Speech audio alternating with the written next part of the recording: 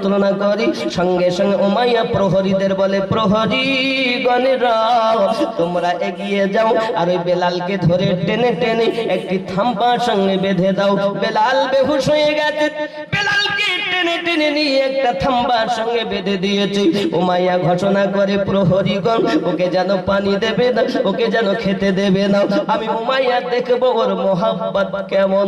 আমার আব্বারা দুশমনের দল, ইসলামের প্রাথমিক যুগে মুসলমানের সংখ্যা 11 থেকে 12 জনের মতো, যখন বেলালকে এমন করে আযাব দেওয়া হয়, এমন করে কষ্ট দেওয়া হয়, খাবার নাই বেলালের পেটে, নাই খাবার নাই, পানি নাই, কিন্তু সারা রাত বেলাল রাদিয়াল্লাহু তাআলা নূর হুঁশ ফেরার পরে একটি তাসবিহ পড়েছেন, আনতা আহাদুন আনতা আহাদুন লা ইলাহা ইল্লাল্লাহ। রাত প্রভাত হয়ে গেল, উমাইয়া আরাম করে সকালবেলা আবার এসেছি। বেলালকে জিজ্ঞাসা করে, বেলাল তোমার কি এখনো প্রেমের ভূত নেমেছেনি? হযরতে বেলাল কয়, মনিবের বেটা মনিব, আমি তো প্রথম দিন বলে দিয়েছি আমি জীবন দিতে পারি, কিন্তু প্রেমে নবী পাকের দেব না। ডাক দিয়ে যখন এই কথা বেলাল রাদিয়াল্লাহু তাআলা বলে দিয়েছেন, উমাইয়া আরো তেলে বেগুনে চলে যায়। আবার আপনার চাবুক মারতে লেগেছে। প্রথম দিনের ব্যথা এখনো তো শুকালো না রে নিষ্ঠুর উমাইয়া, তুই দ্বিতীয় দিন আবার আঘাত করতেছিস। আব্বা আবার আঘাতের পরে আঘাত, আঘাতের পরে আঘাত। ও বাবা সোনা মানিক, হযরতে বেলাল রাদিয়াল্লাহু তাআলা কি সুন্দর একটু আগে আবার বেলাল বেহুশ হয়ে গেছেন। আমার আব্বা জানেরা উমাইয়া অর্ডার করে, প্রহরী ধরো ধরো। বেলালকে ছোট্ট একটি ঘরের ভিতরে বন্দী করে দিয়েছেন। আর ওই ঘর বন্দী করার পরে আব্বা জানেরা আমার, পৃথিবীর জমিনে দেখা যায় ওই ছোট্ট ঘরে জীবিত মানুষ বেঁচে থাকা সম্ভবপর হয়ে ওঠে না। মহান আল্লাহ পাকের করুণা, হযরতে বেলাল বেহুশ হয়ে পড়ে আছেন ওই ঘরের কোণে। আব্বা জানেরা উমাইয়া আপনার বাঘের মতো গর্জন করে আর বলে, ও বেলাল সকালবেলা আবার আসবো, দেখবো তোমার ভালোবাসা কেমন। এতটুকু কথা বলে বাইরে থেকে তালা মেরে উমাইয়া চলে যায় আরাম করার জন্য। আর আল্লাহর নবীর পাগলের কোনো আরাম নাই, উপর হয়ে পড়ে রয়েছেন বাবা। গভীর রাত হয়ে গেছে, বেলালের হুঁশ ফিরে এসেছে। হযরতে বেলাল রাদিয়াল্লাহু তাআলা আনহু দুইখানা হাত আমার আল্লাহ দরবারে পেতে বলছেন, রব্বুল আলামিন আমি এমন মুনিবের কাজ করি, এমন মুনিবের কাজ করি, শুধু নবী ভোলার জন্য আমারই আঘাত করি। আয় আল্লাহ গো, এই আঘাতের জন্য আমি আপনার কাছে দোয়া করি, যত আমারে আঘাত করবি আপনি তত আমারে ধৈর্য ধরার ক্ষমতা দিন। রব্বুল আলামিন আমি বেলাল রাদিয়াল্লাহু তাআলা যদি মারা যায় তবু যেন রাসূলের প্রেমে মারা যেতে পারি। রব্বুল আলামিন উমাইয়া আমারে আঘাত করে চাবুকের, এজন্য আমার ভয় নাই, এজন্য আমার কোনো দুঃখ নাই। আমার একটি মাত্র দুঃখ আল্লাহ, আমি দেখেছি যখন নবী পাগলদেরকে এই জগতের বুকে আঘাত করা হয় তখন তারা পৃথিবীর জমিনে বেহুশ হইয়া গিয়ে উল্টা পাল্টা ভুলভাল বকতে থাকে। আয় আল্লাহ আমি বেলাল আমার মুনিবের আঘাতে যদি বেহুশ হইয়া যায়, আমার জবান দিয়ে যেন আপনার নামটুকু মুছে না যায়। আমার আল্লাহ পাক আল্লাহ তাআলা বেলালের দোয়াটাকে কবুল করেন। সারা রাত বেলাল কান্না করতেছেন। আমার বন্ধু সোনা মানিকেরা, সকাল হয়ে গেছে, উমাইয়া তালাটা খুলে ভিতরে যখন ঢুকেছে রে বাবা, ভিতরে ঢোকার পরে বেলালের চোখ দিয়ে পানি টপ টপ করে ঝরতেছে। মাথায় হাত বোলাইয়া বলে, রে বেলাল তোকে মারতাম না, তোরে আঘাত করতাম না, আমাদের মাবুদকে একবার মাবুদ বলে মেনে নাও, তোমাকে টাকা দেব, পয়সা দেব, অর্থের মালিক বানিয়ে দেব, প্রয়োজনে আমাদের নেতা তোমায় বানিয়ে দেব। হযরতে বেলাল রাদিয়াল্লাহু তাআলা আনহু বলেন, মুনিবের বেটা মুনিব, ये वो नेशा नहीं जिसे तुरशी उतर दे, এটা ওই নেশা নয় যাকে আপনার মানুষ মুছে দিতে পারে, এটা প্রেমের গন্ধ। আমি বেলাল একবার বলে দিয়েছি আমার নবী ভোলা সম্ভব নয়।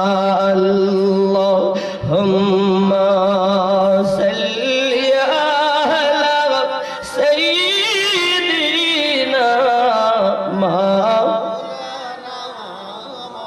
ওয়া আলা আলি সাইয়্যিদিনা সামনে আগে আসুন ভাই, সামনে আগে আসুন, আপনার সামনে জায়গা আছে। ও গো চাঁদ তুমি বলে দাও আমার নবীজি কোথায়? সুবহানাল্লাহ গান। ও গো চাঁদ তুমি বলে দাও আমার নবীজি কোথায়? কোথায় গেলে পাবো নবীকে? কোথায় গেলে পাবো নবীকে? পাক নবীজির রওজায়। ও গো চাঁদ তুমি বলে দাও আমার নবীজি কোথায়? আকাশের তারকার মিটি মিটি চাই, আকাশের তারকার মিটি মিটি চাই, নবীর আলোয় তারা আলোকিত হয়। ও গো চাঁদ তুমি বলে দাও আমার নবীজি কোথায়? কোথায় গেলে পাবো নবীকে? কোথায় গেলে পাবো নবীকে? পাক নবীজির রওজায়। ও গো চাঁদ তুমি বলে দাও আমার নবীজি কোথায়? আল্লাহুম্মা সাল্লি আলা মাওলানা মুহাম্মদ ওয়া আলা আলি সাইয়্যিদিনা লাখ লাখ হাজিরা হজ পাক যায়, আল্লাহর কাবাকে তারা জড়িয়ে কয়। লাখ লাখ হাজিরা হজ পাক যায়, আল্লাহর কাবাকে তারা জড়িয়ে কয়। ও গো কাবা তুমি বলে দাও আমার নবীজি কোথায়? কোথায় গেলে পাবো নবীকে? কোথায় গেলে পাবো নবীকে? পাক নবীজির রওজায়। ও গো চাঁদ তুমি বলে দাও আমার নবীজি কোথায়? আল্লাহুম্মা সাল্লি আলা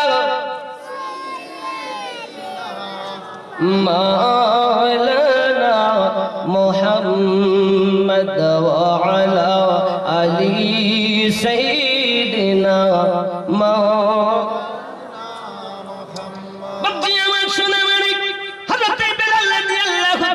বলেছিলেন মনিবের বেটা মনিব, আমি জীবন দিতে পারি কিন্তু নবীর মায়া দিতে পারবো না। তোমার মাবুদকে মাবুদ বলে স্বীকার করতে পারবো না। উমাইয়া তেলে বেগুনে জ্বলে গেল। ঘরের ভিতর থেকে বেলালকে টেনে বাইরে নিয়ে এসেছি। বেলাল রাদিয়াল্লাহু তাআলাকে বাইরে ছুঁড়ে ফেলে দিয়েছে। বাবা উমাইয়া ঘরের ভিতরে গেল। যাওয়ার পরে লোহার জুতো পরিধান করে এসেছি। লোহার জুতোর মাথায় আল ফিট করে এনেছে। যেমন তীর ও ধনুকে দেখবেন তীরের মাথায় আল লাগানো থাকে 3 কোনা, আসেনি? আমার বন্ধুরা ঠিক জুতোর মাথায় 3 কোনা মতো একটি লোহার আল ফিট করা রয়েছে। উমাইয়া ডাক দেয়, বেলাল তুমি যদি আমার মাবুদকে মাবুদ বলে না স্বীকার করো, দেখছো আমার পায়ে লোহার আল ফিট করা, এই আল দিয়ে তোমার ভিতরে গোশত টেনে বার করে নেওয়া হবে। হযরত বেলাল বলেন, মুনিবের বেটা মুনিব রে, তুমি আমারে মরণের ভয় দেখাও। না না না, যারা নবীকে ভালোবেসেছে এরা কখনো মরণকে ভয় পায় না। আমার বাবাজি হযরত বেলাল রাদিয়াল্লাহু তাআলা উমাইয়া নিষ্ঠুর এত জোরে জুতো দিয়ে আঘাত করেছে রে বন্ধু। হযরত বেলাল রাদিয়াল্লাহু তাআলা দেহের ভিতরে এই লোহার আলটা ঢুকে গেছে রে বাবা। পাটা যখন টেনে নেয় উমাইয়া, আল্লাহর নবীর পাগল বেলাল রাদিয়াল্লাহু তাআলা গায়ের গোশতটা ছিঁড়ে বেরিয়ে চলে আসতেছে। বেলাল আওয়াজ করে আনতা আহাদুন লা ইলাহা ইল্লাল্লাহ। হে পাগলের দলেরা, নবী মাখা দিওয়ানারা, আমি বুঝাতে চাই এত কষ্টের উপরও হযরত বেলাল রাদিয়াল্লাহু তাআলা আমার নবীর ভুলতে পারে না বাবা। আমার আব্বা জানেরা গায়ের গোশত ছুঁয়ে যখন বেরিয়ে আসতেছে, আব্বারা উমাইয়া ওই যে গোশত বার করার পর না জানি বেলাল রাদিয়াল্লাহু তাআলার গায়ের গোশত ছুঁয়ে এসেছে। বেলাল চিৎকার করে বলতেছে আনতা লা ইলাহা ইল্লাল্লাহ। উমাইয়া তাও ছেড়ে দেয়নি, আবার দ্বিতীয়বার আঘাত লাথি মেরেছে রে বাবা।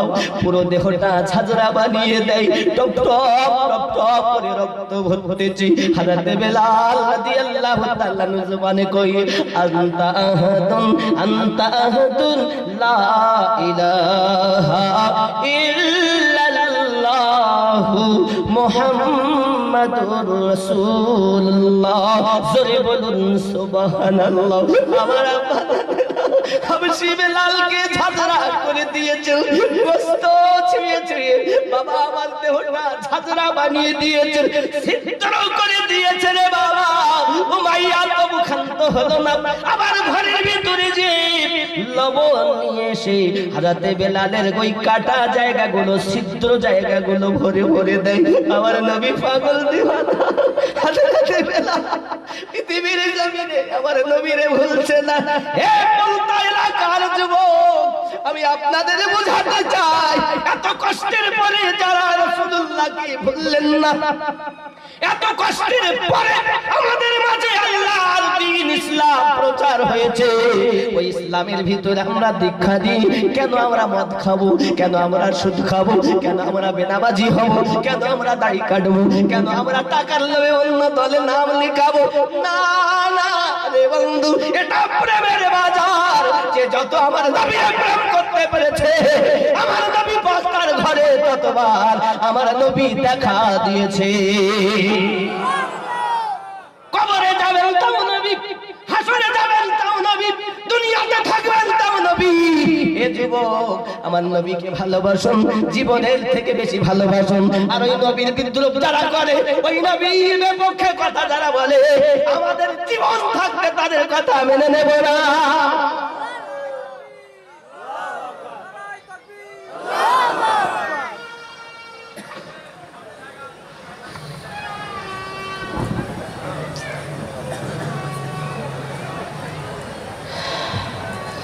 আমার আব্বাজি সোনা মানিকেরা লবণ ভরে ভরে দেয়, কথায় বলে কাটা খায় লবণের ছিটা। কখনো তো দিয়ে দেখলেন না কেমন যন্ত্রণা। কলেমা পড়লে আঘাত, আমার নবীর কথা বললে এই কষ্ট। আব্বা, এইভাবে ইসলাম আমাদের কাছে এসেছে। এই সময় যদি কেউ নামাজ পড়ে, কোন মানুষের ক্ষমতা নাই যে তারে বাধা দেয়। পড়ো পড়ো, সারা রাত যদি পড়ে, বিশেষ কোন দরকারি কোন মানুষ আসলে বললে বসো, ও আল্লাহর ইবাদত বান্দেগি করতেছে রে বাবা। আব্বা, তখনকার সময়টা ছিল না। কলেমা পড়লি আঘাত করা হয়, নবীর কথা বললি আঘাত করা হয়, ইসলামের কথা বললে আঘাত করা হয়। ওগো যুবকেরা, এত কষ্টের পরে যখন আমরা ইসলামটাকে পেয়েছি, আর আমরা ইসলামের ছায়াতলে থাকবো, আমার রাসূল পাকের জীবন আদর্শতে জীবনটাকে বাস্তবায়ন করব। আর সিনেমা দেখবো না, আর দাড়ি কাটবো না, আর সিরিয়াল দেখবো না, আর মহিলা সমিতি করবো। আমার নবীর ভালোবাসা দিলে গেতে নেব। এ বাবা, মাকে ভালোবাসুন, বাপকে ভালোবাসুন, বন্ধুকে ভালোবাসুন, আত্মীয় স্বজন ভালোবাসুন, সব থেকে বেশি আমার নবীকে ভালোবাসুন। ওগো মোদের দয়ার নবী তুমি মোদের সাহারা, তোমায় ছাড়া ভালো লাগে না। ওগো মোদের জিন্দা নবী তুমি মোদের সাহারা, তোমায় ছাড়া রইতে পারি না। আমরা তোমার পাগল দিওয়ানা, যেতে চাই তোমার আস্তানা। ইয়া রাসূলুল্লাহ ইয়া হাবিব, জোরে বলুন ইয়া রাসূলুল্লাহ ইয়া হাবিব, জোরে ইয়া রাসূলুল্লাহ ইয়া হাবিব।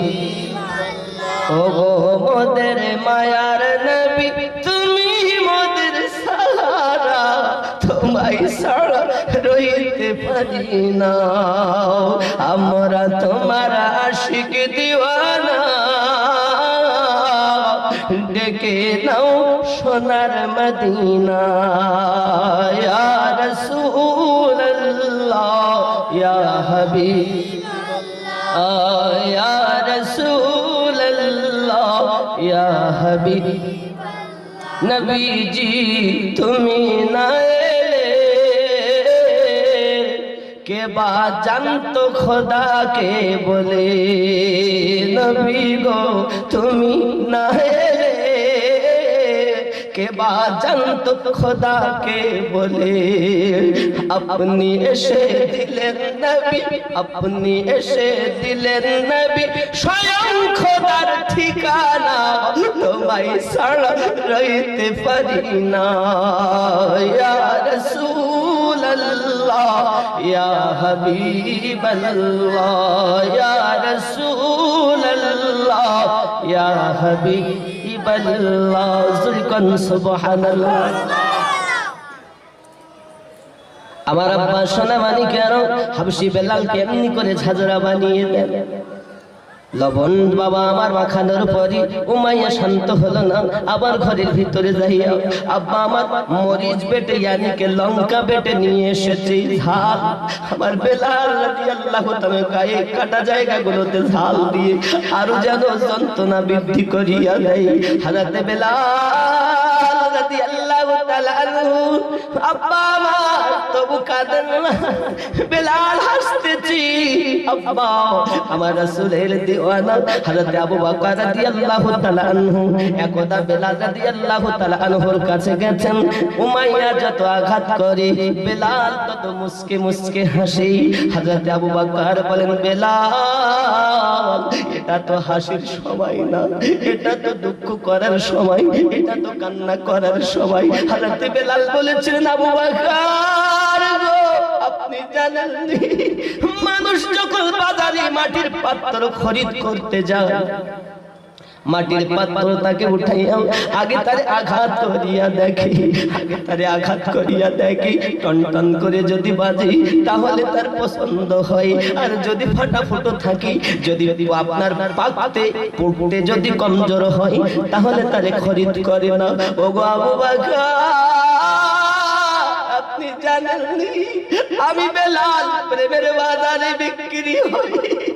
হে বেলাল বলতে চাই আবু বকর আমি বেলাল বলতে চাই এই প্রেমের বাজারে আমি বিক্রি হই।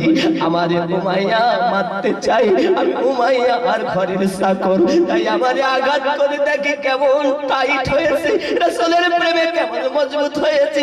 আবু বকর আপনার কথা অতি বাস্তব কথা, তবে আপনি কি জানেন আমার দয়াল নবী আমারে দেখা দেয়, আমি বেলাল দেখি আমার নবী উপস্থিত হয়ে আছেন আর আমার জন্য আমাকে আওয়াজ দিয়ে বলছেন বেলাল রে আমি নবী তোরে কবুল করে নিয়েছি।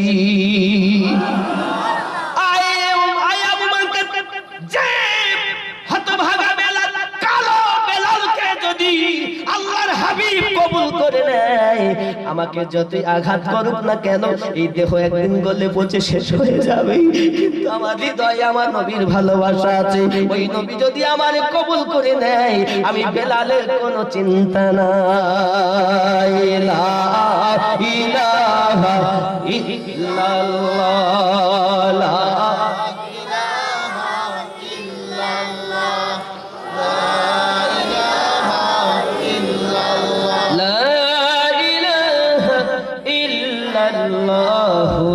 মুহাম্মাদুর রাসূলুল্লাহ সাল্লাল্লাহু আলাইহি ওয়াসাল্লাম। আল্লাহুম্মা সাল্লি আলা সাইয়্যিদিনা ওয়া আলা আলি সাইয়্যিদিনা। কোথায় আছেন গো দয়াল নবী আমাদেরকে ছাড়িয়া, আপনার এতিম উম্মত কাঁদে ওগো নবী নবী বলিয়া। আল্লাহুম্মা সাল্লি আলা সাইয়্যিদিনা ওয়া আলা আলি সাইয়্যিদিনা।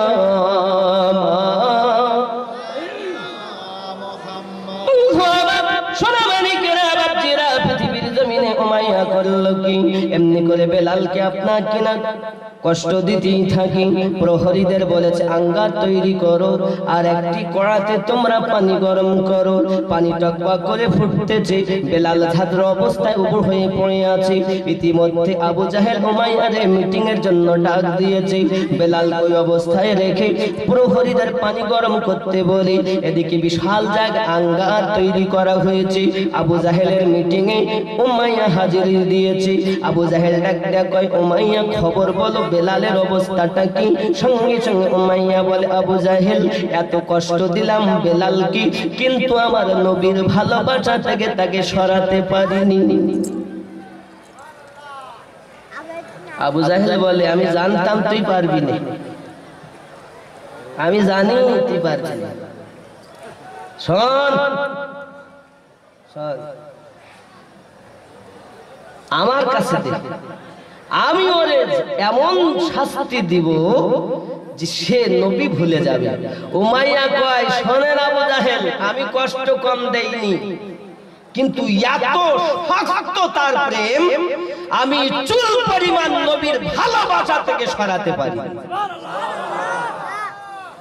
ইসলাম কি অত সহজে আমাদের কাছে এসেছে? আপনি যেটা তামাশা মনে করেছেন, তামাশা নয়। ইসলাম বড় কষ্টের পরে, মেহনতের পরে, জীবন উৎসর্গ করার পরে ইসলাম আমাদের মাঝে এসেছে। ইসলামের জন্য রাসূলের প্রেমে আমরা জীবন দিতে রাজি, কিন্তু আমরা ঈমানে দাগ লাগতে। যারা আমার নবীর বিপক্ষে কথা বলে, রাসূলের পাকের কথা শুনলে যাদের মুখ কালো হয়, রাগ হয়, বুঝবেন ওর ভিতরে শয়তান বাসা করেছে। শয়তানটাকে ফেলিয়ে আপনার হৃদয়ে আমার নবীর স্থান দেন, আর যেই স্থান দেবেন আপনার কথা নবী মাকা হবে। আপনার হৃদয়ে যদি আউলিয়া থাকে আউলিয়া মাকা কথা হবে, আর আপনার হৃদয়ে যদি শয়তান থাকে তো শয়তান মাকা কথা হবে। কার প্রেমের পাগল হয়েছে? বিবির পাগল, বাচ্চার পাগল, অর্থের পাগল, দুনিয়ার পাগল না, নবী ওয়ালারা নবীর পাগল হয়। সুবহানাল্লাহ। এজন্য বলা হয় পৃথিবীতে আশিক যারা, আশিক মাশুককে না পেলে শান্তি পায়। আশিক যারা মাশুক না পেলে শান্তি, আশিক হব আমরা, আর মাশুক কে? রাসূলুল্লাহ। আচ্ছা, এমন কোন আশিক আছে যে আশিক তার মাশুককে দেখা পায়নি? নাই, দেখা পেয়েছে। আপনি আশিক হয়ে দেখেন আপনার ভাঙা ঘরে আপনার বাড়ি কতবার আজরাইল এসেছে, মাকে নিয়ে গেছে, বাপকে নিয়ে গেছে, দাদা নিয়ে গেছে, আপনার বাড়ি শয়তান কত আসে। তা আপনি চান না যে আপনার বাসায় একবার দরুদি নবী আসুক? চান না যে আপনার ভাঙা ঘরে একবার নবী আসুক? ও বলছে নবী আসতে পারে না। আমি বলতে চাই বন্ধু, আল্লাহ আমার নবীকে ক্ষমতা দিয়েছেন, নবী আপনার ভাঙা ঘরে এসে দেখা দেওয়ার ক্ষমতা আল্লাহ নবীকে দিয়েছেন। আপনি আশিক্ত হয়ে দেখেন, আপনি তো শয়তানের পাগল, আর শয়তানের পাগলকে নবী দেখা দেয় না, তাই বলছে নবী দেয় না, নবী দেয় না। রাস্তার পাথর আর পরশ পাথর যেমন এক নয়, তখন আশিক আর যিনি আশিক নন তিনিও তেমন দুইজন এক। যার প্রেম নাই ও প্রেমের যন্ত্রণা কি কয় বোঝে। প্রেম করিয়া দেখো, হাদিস শরীফের ভিতরে এসেছে, লা ইউমিনু আহাদুকুম হাত্তা কুনা হাব্বা ইলাইহি মিন ওয়ালিদিহি ওয়া ওয়ালাদিহি ওয়ান নাসি আজমাইন। চিৎকার করে বল সুবহানাল্লাহ। আমরা সব নবী মাখা, ঠিক কি না? আমরা রাসূলকে মোহাব্বত করি, আমরা নবীর প্রেমে নামাজ পড়বো, আছেন তো রাজি নাকি? রাসূলের প্রেমে আল্লাহর ইবাদত করব, ঠিক আছেন তো? আর আমরা বিবাহের সময় পনের টাকা নেব, হুজুরের কথা কইলে হবে। আমার মেয়ে বোনটাকে বিয়ে দিতে গেলে ওরা নেয়, তা আমরা নেব না কেন? এরকম আছেন না? অনুরোধ করি বাবা, পনের শাদী বিসমিল্লাহ বলে। আচ্ছা বলেন, আমি বা আপনি আপনার মেয়েটাকে বিয়ে দিচ্ছেন আমার ছেলে, এখন আমি শাদী করেছি, 2 লাখ টাকা পাচ্ছি, আর টিয়ার মোটরসাইকেল পাচ্ছি, 5 ভরি সোনা পাচ্ছি, ড্রেসিং আলমারি, আলনা, হ্যান ত্যান, টিভি টেবিল যা সব দিয়েছেন। এখন আমি এই 2 লাখ টাকার মাঝে আমি একটা শাদী করলাম, এলাকাবাসী আত্মীয় স্বজন সব এসেছে, যখন খাওয়া হয় তা বিসমিল্লাহ বলে খাওয়া হয় না? জি, এই বিসমিল্লাহ বলে খান তো নাকি? না শয়তানের নাম নিয়ে খান? বিসমিল্লাহ বলেন না? আল্লামা রুহুল আমিন রাহমাতুল্লাহ আলাইহি বলেন, পনের শাদী বিসমিল্লাহ বলে খাওয়া হারাম। তাহলে যারা পনের শাদী খাচ্ছেন বিসমিল্লাহ বলে খাওয়া যাবে। সিরাজুদ্দৌলার লিখিত কিতাব আপনি পড়ে দেখুন। এ বাবা, নিকাহ ও জানাজার তত্ত্ব পড়ে দেখুন। সম্মুখে আমি আপনাদের বোঝাতে চাই, এক কথায় পনের শাদী খাওয়া হারাম। পনের টাকা নেওয়া তাহলে কি জায়েজ হবে? হুজুর বোঝাতে চেয়েছেন প্রেমিকদেরকে যে বাবা পনের টাকা নেওয়া, আমরা নবীর দিওয়ানা, পনের টাকা নেওয়া বন্ধ হবে না। নেবেন নাকি? নেব মানে? এখন যদি আমি বলি আপনারা হাত তোলেন, কে পনের শাদী নেবেন, পনের টাকা নেবেন না, তো মনে হয় না পাওয়া যাবে না। আর আমরা মৌলবি ইমাম, আমরা যদি বলি ওই তুমি পনের টাকা নাও, তোমার ছেলের বিয়েতে যাবে না, তাহলে বার কর ওকে, বার কর। ওরাম ইমাম মসজিদে রাখার কত বড় বড় হুজুর এসে খেয়ে গেল। আরে কি সিয়ার কাঠলি কাটিয়ে যায়, কথা বুঝেছেন? তাহলে এখন মসজিদে রাজনীতি, মাদ্রাসায় রাজনীতি, ঈদগায় রাজনীতি, জলসায় রাজনীতি, নীতি। আমি বুঝাতে চাই কোন নীতি মসজিদে চলে না, কোন নীতি মাদ্রাসায় চলে না, কোন নীতি ঈদগাহে চলে না, কোন নীতি জলসায় চলে না। একটা নীতি চলে, সেটা আমার নবী পাকের নীতি। এই নীতিটা খারাপ না ভালো? মনে হয় খারাপ নাকি? নাম দিয়েছে রাজনীতি। আচ্ছা আপনারা বুদ্ধিজীবী মানুষ বলুন, সব থেকে ভালো খাবারকে কি বলা হয়? রাজ খাবার বা রাজসিক খাবার। সব থেকে ভালো পথকে বলা হয় রাজপথ।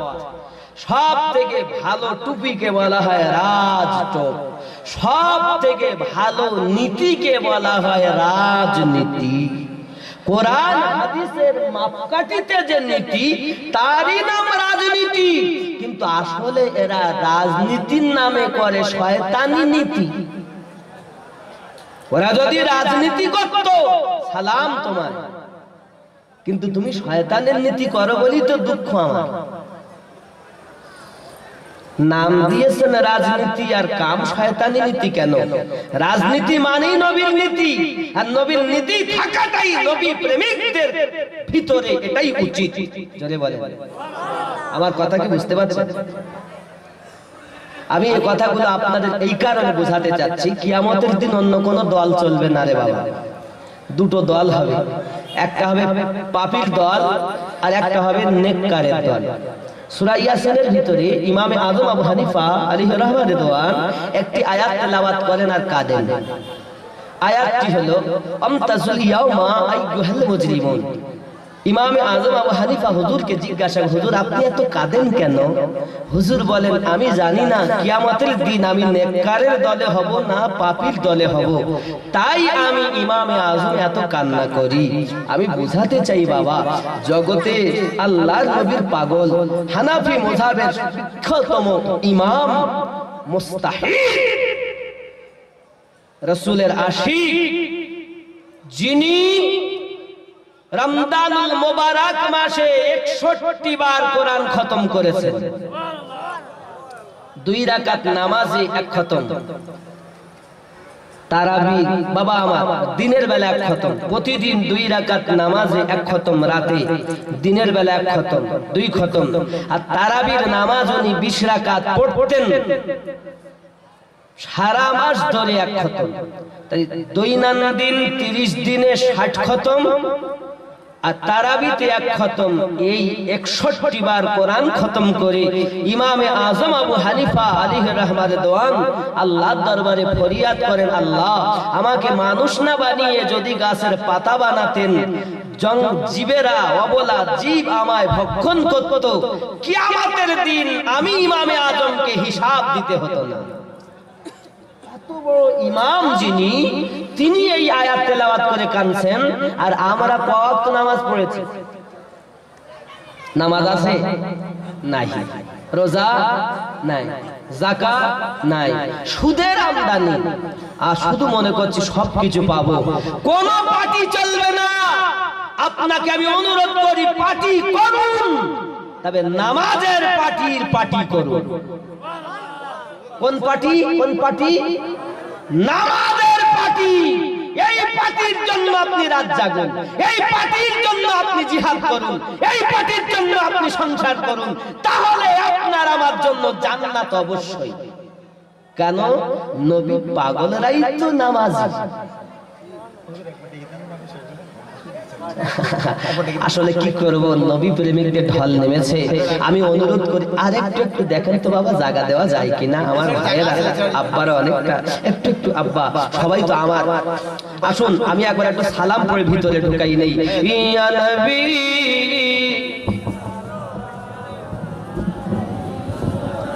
ইয়া রাসূল ইয়া হাবিব সালাম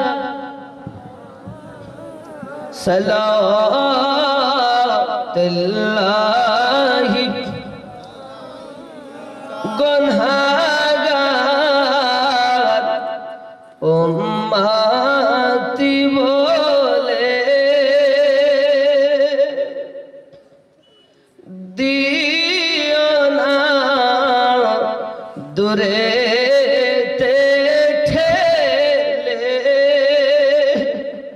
কোন পথে যাব যে চলে দিবেন ঠাই কদমের তলে। নবী ইয়া রাসূল সালাম ইয়া হাবিব সালাম আলাইকা সালাতুল্লাহ।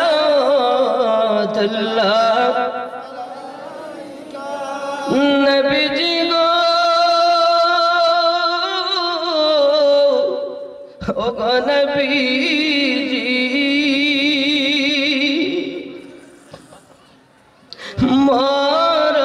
মরণের কালে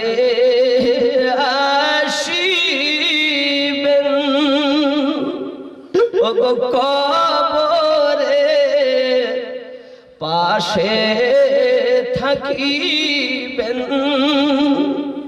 পুলসিরাত পার করাবেন হাউদে কাউসার পিলাবেন নবী সালাম ইয়া রাসূল সালাম ইয়া হাবিব সালাম আলাইকা সালাওয়াতুল্লাহ ইয়া রাব্বি সাল্লাল্লাহু